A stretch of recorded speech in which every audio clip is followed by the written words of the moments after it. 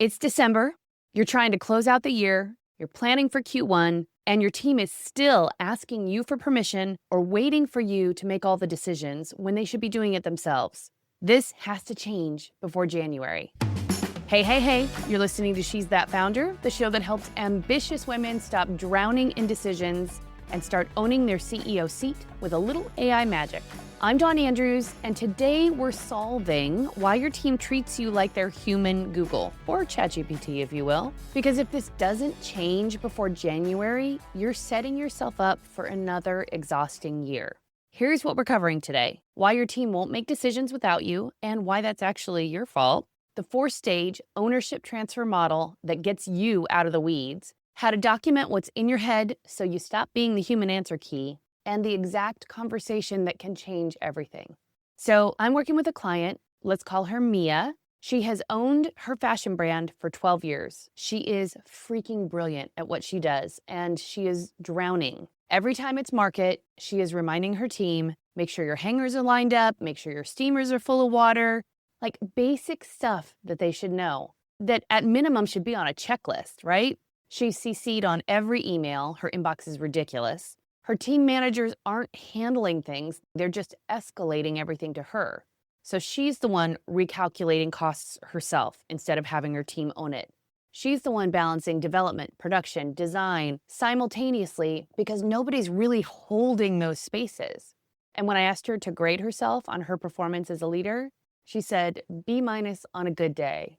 And that super sucks. Nobody wants to wake up like that, especially in a company that they started. She also said, I don't have time sometimes to step back and ask, okay, what needs to happen here? And in my head, I think that my team knows what needs to happen, but clearly sometimes they don't. And here's the thing, it's December, year-end chaos, Q1 planning, trying to do a line 12 months in the future, performance reviews, compensation reviews. She's still reminding people about hangers and steamers.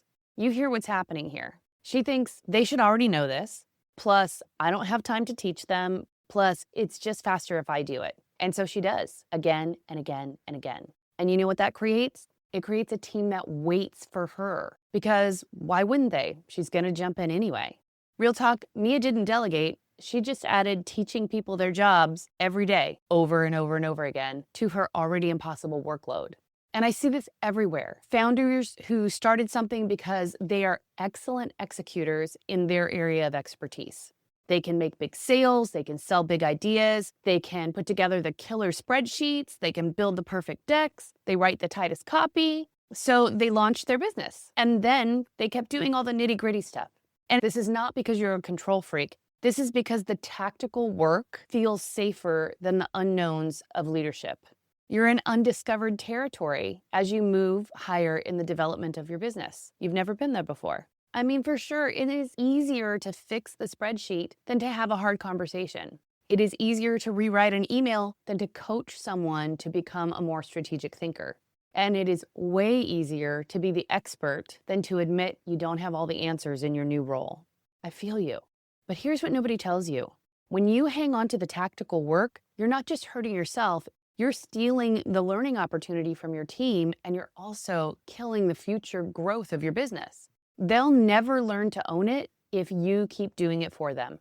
You're gonna have to endure the friction and the fuck-ups. So why does this happen? Why do smart, capable people keep bringing you every decision?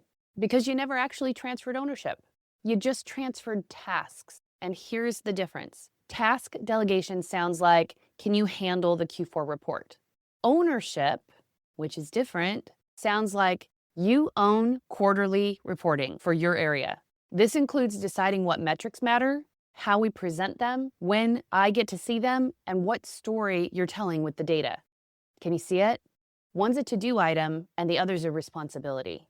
So let me ask you something. If your team member came to you right now and said, should I prioritize X or Y? Could they predict what you'd say? Like, do they have a pretty good guess as to what that answer would be? Do they understand your framework for how you make that call? Probably not if they're asking you, right? Because your decision-making process still lives only in your head. You've got years of pattern recognition, values, priorities, strategic context that you have never articulated fully. So when they're asking you, should I do X or Y, they're not being incompetent. They literally cannot see how you think. Back to Mia. She had a product development manager that she promoted a few years ago who was an intern. Great person, hardworking, but they weren't really showing up as a leader. Their team questioned them, standards dropped whenever Mia walked out of the room. They would batch up questions for 2 weeks instead of surfacing urgent issues immediately. And Mia was so frustrated because she thought, why don't they just know this? And here's what I told her. They can't know what you've never taught them. And just telling them something is not teaching them something. Translation, you can't delegate ownership without documenting your thinking, not just thinking that it's transferred because somebody's hanging out with you or by osmosis. The task list is just not enough. Listen, if you go back into January with this same dynamic, your year is toast. New year, same bottleneck. And what I want to invite you to do is use the next 3 weeks to start this process, because you're going through all of these reviews anyway, right? You're reviewing people's job descriptions, you're reviewing how well they did this year. So dive in and reorient this process. Here is how we fix this. 4 stages, and you cannot skip steps. I wish I could tell you that, but you can't. Number 1, document your thinking, not just your tasks. You need to get what's in your head into a format someone else can access. And here's where AI can be your best friend. And I'm not kidding, this is a force multiplier. So with Mia, we literally walked through a tech fit process and used ChatGPT to turn her verbal instructions into a checklist in real time.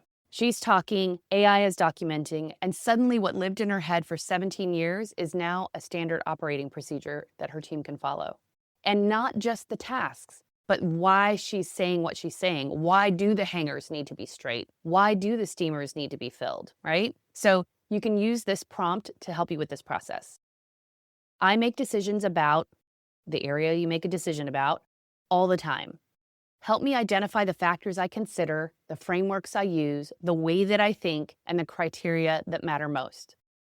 And then walk through it out loud. You'll see patterns you didn't even know you had, ways of thinking you didn't even know you thought. A real example, I had a client who couldn't figure out why her team kept bringing her pricing decisions. We extracted her framework. Turns out she was weighing 6 factors to create a price: the project scope, the client relationship history, strategic value, team capacity, profit margin, and competitive positioning. That's a bunch of stuff that's all nested in that pricing decision conversation, right? She'd never written it down. Her team was just guessing.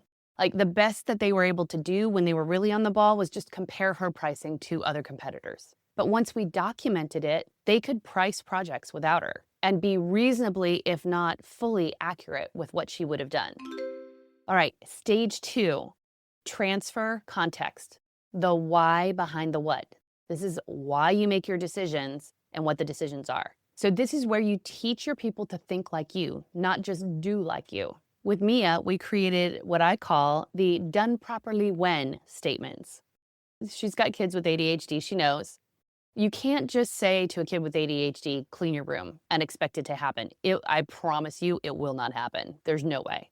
But if you say, your room is clean when your bed is made, clothes are in the hamper, and the floor is clear, now they can see success and a pathway to get to it. Same thing at work. This season is done properly when we hit 75% line completion 3 weeks before market, all tech packs are approved, and costing is finalized. Now her team isn't guessing what done looks like. They can see it. And they can also create decision guides. They could be AI powered, it could be a doc, but it needs to include, what do you optimize for? Speed, quality, relationships, margin. What are your non-negotiables? What are common scenarios and how do you handle them? And when do you escalate versus when do you decide? So one of the things we did for a client that I think is really helpful is we created a would Lena approve this GPT for her team. We fed it her values, her criteria, strategic priorities, the way that she thinks. And her team asks that GPT when they're stuck, would this be approved? It reviews their work. It's not perfect, but it gives them 80% of what they need without interrupting her day. Stage 3 of the 4 stages. You need to practice a little bit with safety nets. This is graduated ownership. You don't want to go from zero autonomy to full autonomy overnight. Your heart will not handle that level of transition of trust. So here's how you make the transition. You tell your team, you make the call, then tell me what you decided and why. Not ask me first, not get my approval. Make the call, then tell me. I know this might be like running ice water through your veins right now, but you need to watch their decision making in real time. You can course correct if you need to, but this is how they start building the muscle of ownership, not just execution. Here's what this looked like with Mia. Her product development manager would make the calls on fabric approvals, then brief her after. I approved the silk option because it hit our price point, and the hand feel matched the luxury positioning that we're needing for this collection. So see the difference? They are no longer asking for permission. They are reporting their decision and showing their reasoning. And here's the genius part. You can track these patterns over time to see the development in their thinking. Mia and her head of development started doing weekly recaps. For instance, this month we hit 50% line completion 3 weeks before market. Next month, are we at 60%? Let's see. Where are we improving? Where do we need help? They start measuring progress, not perfection, and she can see where her team is building ownership and where they still need support. Okay, stage 4, full ownership and strategic check-ins. This is the promised land. They make the call, they tell you after, you review the patterns and not individual decisions. It takes time to get here. It takes time, like 3 months, 6 months, depending upon how complex the decision-making process is. You have to have enough cycles of them going through a process and testing it and then making the decisions and then you helping them course correct. So Mia described her biggest shift during this time like this. This is what she shared. I'm now able to break down what I do and realize, oh, that shouldn't be me. That should be somebody else on the team. And then I stop and I redirect it.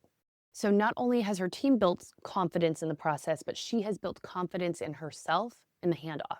Weekly check-ins when you're following this framework sound like, what did you own this week? Are there any decisions that you want to walk me through? Where are you still feeling uncertain?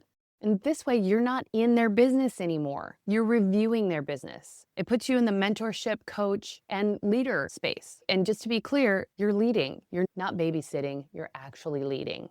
This is the conversation that can help make this stick. And it's the hard part. You actually have to say this out loud. I gave Mia this exact phrase to use with her product development manager. And when they showed up unprepared for the 3rd time, dude, what's the deal? That's it. Not passive, not aggressive, just direct. And then this, I hired you to own product development. That means you make the calls. I'm here as your thought partner when you need one, but I'm not the decision maker anymore. You are. I trust you to figure it out, make the call, and then tell me what you decided. And if you mess up, we'll figure it out together. But I need you to step into this. Most leaders never say this. They hire people. They act surprised when those people wait for permission. They complain about them incessantly. They do the work themselves, and the whole thing lather, rinse, repeats again.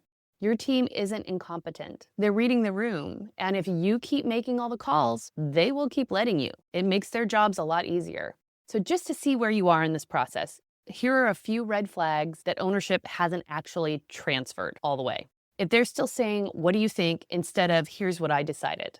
If you're still in the weeds of their projects, if they're asking you to review things that should be final, and if you feel like you're still teaching them how to do their job every day. If you're seeing these, go back to stage 1 because you haven't documented your thinking clearly enough yet. And one more thing, sometimes the person just isn't the right fit. It's the right seat, but the wrong person in the seat. Mia has someone on her team who really wants to be promoted, wants to grow, but when Mia delegates work to her, she brings back the problem unsolved and looks at Mia like, I have no idea what you're talking about. So here's what I told her to say. This is the work. You've done the part up to this moment, but the real work happens once we get here and we're fighting for the right outcome. It may take 2 times back. It may take 5 times back and forth. The goal isn't to get it right the first time and be perfect. It's to be prepared. What you're showing me is the first draft of what it is that we're doing. And if they can't do the work after that conversation, they're not your person. This may be a confronting conversation that we're having right now for you, is that you're coming to the realization that there's some work that you really need to do, but that there are some people that you've been keeping around for Any number of reasons, mostly because they allow you to point fingers back at them and say they're not doing their jobs because you're not quite doing yours. And I'm sorry to tell you that, but that's what my job is. So let's bring it home. You got 3 weeks before the new year.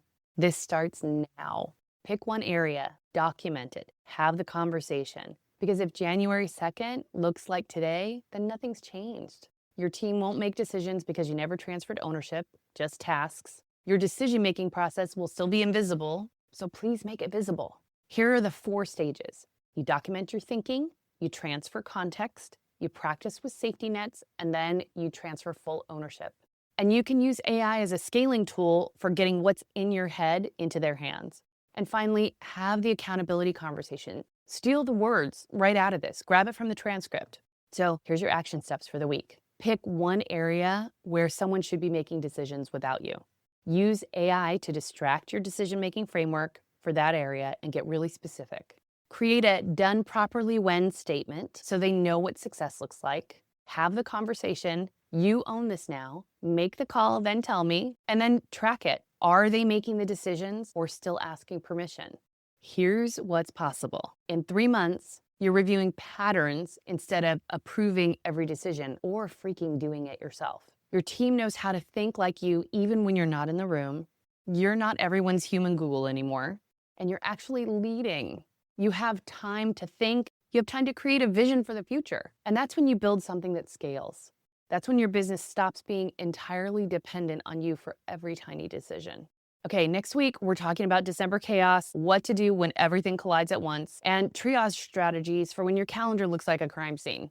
So I will see you then. But in the meantime, if this was helpful for you, come join us in the AI for Founders community on LinkedIn. This is where we talk about these things. This is where we test drive AI prompts. We talk about different tools. You get to be kind of messy and sloppy with AI behind the scenes as a leader.